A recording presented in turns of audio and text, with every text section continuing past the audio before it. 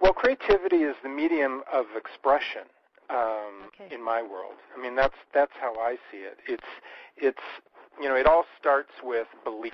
You have to have a belief, and I maintain belief is the key to opening the door of possibilities.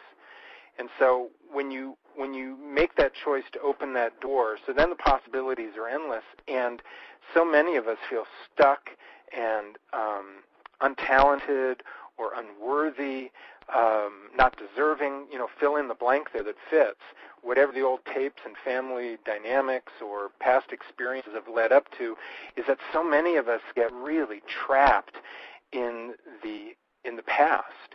And so many of our choices in the present are based on experiences and feelings that are locked into the past. And that's a real dangerous scenario, because what it does is it keeps us stuck. Mm-hmm. It doesn't allow us to be in the moment, in the now. In this moment, we can be whatever we want to be. We can make the choices that really support who we truly are and how we want to ultimately express ourselves to the world. And part of my job is to reinforce that, and to not that I have the power at all, but it's to reinforce that you have permission to make those shifts and changes on a daily basis. So in expressing ourselves to the world, like that's part of your business vision, processing with people, and people don't often think of business as being inspiring. How do you feel about that?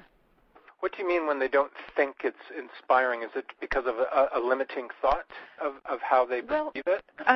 The feedback I've gotten from people is that they don't feel they're on the path, so there's the stuck piece, but also, stress about money or, doing the daily grind, or they don't feel like there's a full expression of their soul through their work or their businesses, and they're trying to find their song, or they're trying to find more. So, I guess, too, you blend creativity, inspiration, business together. How? Well, there's a couple components to that I'm hearing. One is, too often in my life and the work that I do, when I ask questions or get into dialogue with people or friends, colleagues, clients, it doesn't matter, is that I'll often hear, "I don't know," yes, as a response. And this is my personal opinion, but I maintain we always know.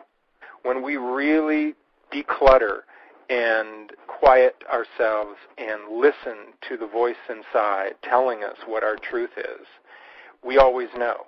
It doesn't mean we like what we hear, and it doesn't mean that life all of a sudden becomes simple and we zoom to the top of success in our mind of what we deem success to be, or that we are rich beyond belief. It has nothing to do with that, but it has to do with understanding what our truth is, mm-hmm. and always knowing that. So if we work from that mindset that we always know, is that we always know what our magic is. We always know what turns us on. We always know what puts a smile on our face and in our heart. Now the problem becomes is how do we express that? How do we make the choices that ultimately lead us to the next level?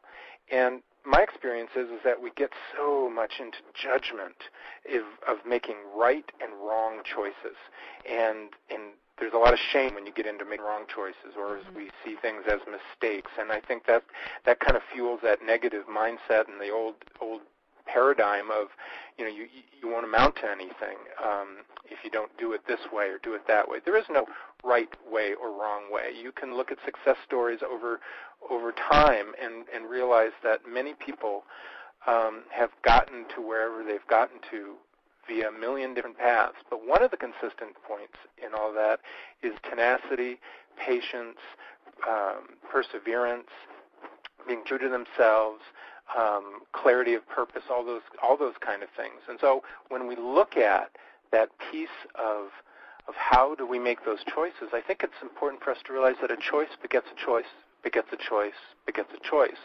And it's important that we learn from those choices, whatever they may be and whatever the outcome.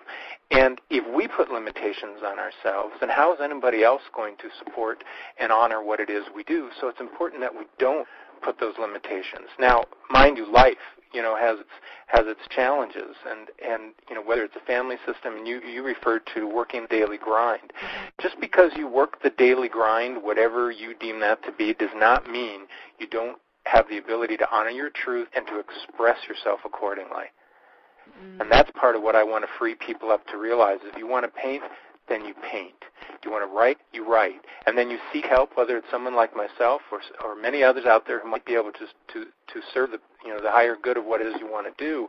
But you don't need to be kept from achieving that.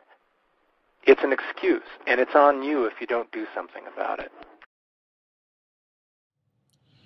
Hi there, my name is Nina Wallinder, and I wanted to talk to you about Layers of Health.